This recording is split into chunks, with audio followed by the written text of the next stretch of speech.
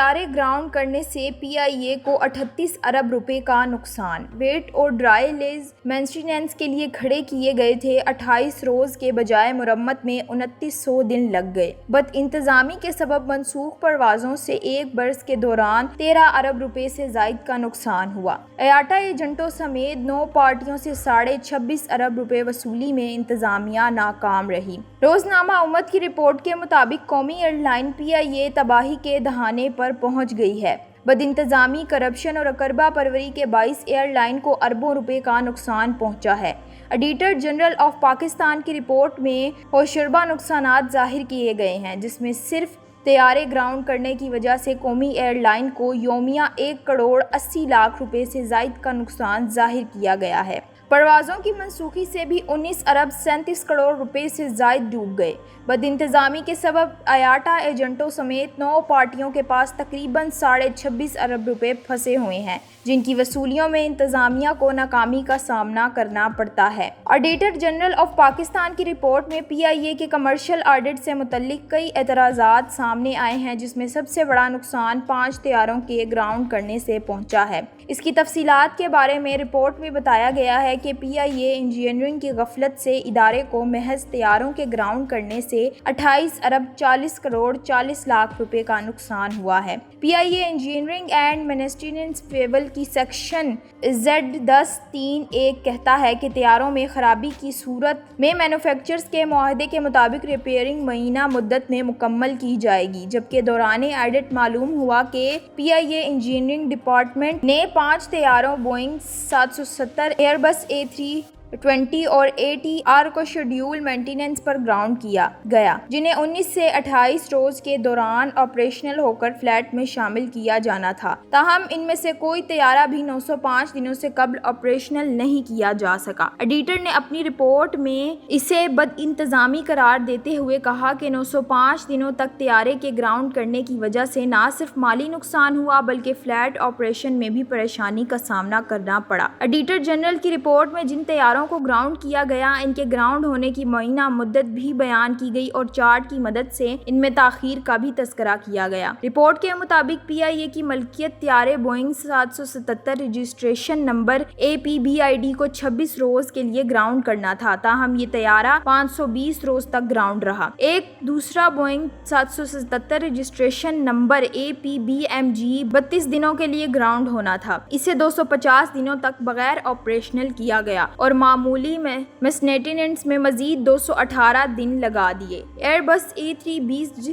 Registration number APBLT کو 19 روز تک ground کر کے مرمت مکمل کرنا تھی، اس کی مرمت میں 886 دنوں کی تاخیر کی گئی اور طیارے کو گراؤنڈ ہوئے 905 دن گزر گئے۔ ایک دوسری ایئر بس طیارے رجسٹریشن نمبر APBLC کو 28 دنوں کے لیے گراؤنڈ کیا گیا تھا، لیکن اس کی مرمت میں 881 دن کی تاخیر ہوئی۔ رپورٹ میں ان طیاروں سے کچھ کو ویٹ لیز میں ظاہر کیا گیا، جبکہ مجموعی طور پر طیاروں کی مرمت میں 2991 دن لگے۔ مذکورہ معاملے سے متعلق انتظامیہ کو 16 دسمبر 2022 کو آگاہ کیا گیا۔ بعد ازاں 16 جنوری 2023 کو ہونے والے ڈپارٹمنٹل آڈٹ کمیٹی کے اجلاس میں بھی اس پر بحث کی گئی۔ پی آئی اے انتظامیہ نے آڈٹ کو جواب دیا کہ مالی مسائل کے سبب فلیٹ آپریشن کو مختصر کیا گیا۔ اس طرح پرزوں کی عدم دستیابی سے بھی تاخیر ہوئی، جبکہ بعض مینٹیننس تاخیر کا سبب بنا۔ ڈپارٹمنٹل آڈٹ کمیٹی نے انتظامیہ کو ہدایات جاری کی کہ وہ اس ضمن میں کی جانے والی کوششوں کے دستاویزی شواہد فراہم کرے جو رپورٹ کے شائع ہونے تک انتظامیہ نے آڈٹ کو فراہم نہیں کیے تھے۔ پی آئی اے کو پرواز کی منسوخی سے بھی 19 ارب 37 کروڑ 25 لاکھ روپے کا نقصان پہنچا۔ یہ نقصان بھی آڈیٹر جنرل کی رپورٹ میں تفصیل سے بیان کیا گیا ہے، جس میں 12 ماہ کے دوران پروازوں کی منسوخی کی تمام تفصیلات، منسوخی کا تناسب بھی چارٹ کی شکل میں ظاہر کیا گیا ہے۔ رپورٹ میں آپریشنل کنٹرول برائے پی آئی اے کے چیٹرفورڈ کی نشاندہی کرتے ہوئے کہا گیا ہے کہ فلائٹ کنٹرول مینیجر کی ذمہ داری ہے کہ وہ سچویشن روم کو سپروائز کرے تاکہ وہاں سے پروازوں کی روانگی، آمد، تاخیر یا منسوخی کی صورت میں ریگوری کے لیے منصوبہ بنایا جا سکے۔ سچویشن روم کے آڈٹ کے دوران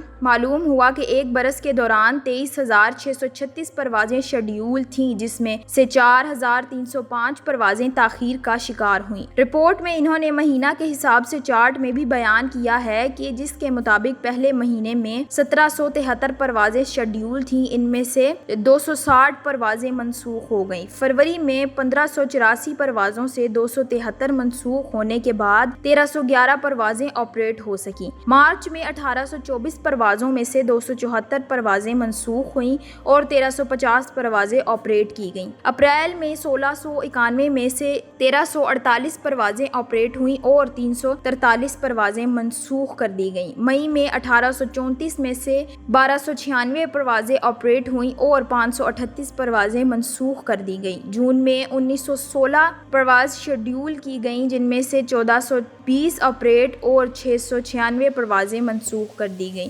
جولائی میں 2015 پروازیں شیڈول تھیں، اس میں سے 420 منسوخ ہوئیں اور 1595 آپریٹ کی جا سکیں۔ اگست میں 2219 پروازیں شیڈول تھیں، اس میں سے صرف 1616 پروازیں اڑان بھر سکیں اور 603 پروازیں منسوخ کر دی گئی۔ پیچ ستمبر میں 2075 میں سے 1759 آپریٹ کی گئیں اور 316 پروازیں منسوخ کر دی گئیں۔ اکتوبر میں 2222 شیڈول پروازوں میں سے 375 منسوخ جبکہ 1847 پروازیں آپریٹ کی جا سکیں۔ نومبر میں 2207 شیڈول پروازوں میں سے 201 منسوخ اور 2006 پروازیں آپریٹ کی جا سکیں، جبکہ دسمبر میں 2316 شیڈول پروازوں میں سے 206 منسوخ ہونے کی وجہ سے محض 2110 پروازیں شیڈول کے مطابق آپریٹ کی جا سکیں۔ رپورٹ میں 4305 پروازوں کی منسوخی کو مجموعی طور پر 18% قرار دیا گیا، جو کسی بھی بین الاقوامی فضائی کمپنی کے لیے کسی صورت مناسب نہیں ہے۔ ایڈیٹر جنرل نے اپنی رپورٹ میں پروازوں کی منسوخی کو خزانے کا نقصان قرار دیتے ہوئے ادارے میں بد انتظامی اور کمزور اندرونی کنٹرول کا شاخسانہ بتایا۔ مذکورہ معاملہ نومبر 2022 میں سامنے آیا، جس میں انتظامیہ کو بے ضابطگی کی نشاندہی کی گئی۔ 16 جنوری کو منعقد ڈپارٹمنٹل آڈٹ کمیٹی کے اجلاس میں معاملہ زیر بحث آیا تو انتظامیہ نے پروازوں کی منسوخی کی کئی وجوہات بتائیں۔ آڈٹ نے انتظامیہ کو پابند کیا کہ وہ تمام وجوہات کے دستاویزی شواہد فراہم کریں اور شفافیت کا نظام رائج کرنے کی بھی ہدایت کی گئی، تاہم رپورٹ مکمل ہونے تک انتظامیہ نے جواب دینے سے گریز کیا۔ ایڈیٹر جنرل آف پاکستان نے اپنی رپورٹ میں PIA انتظامیہ کی غفلت سے 26 ارب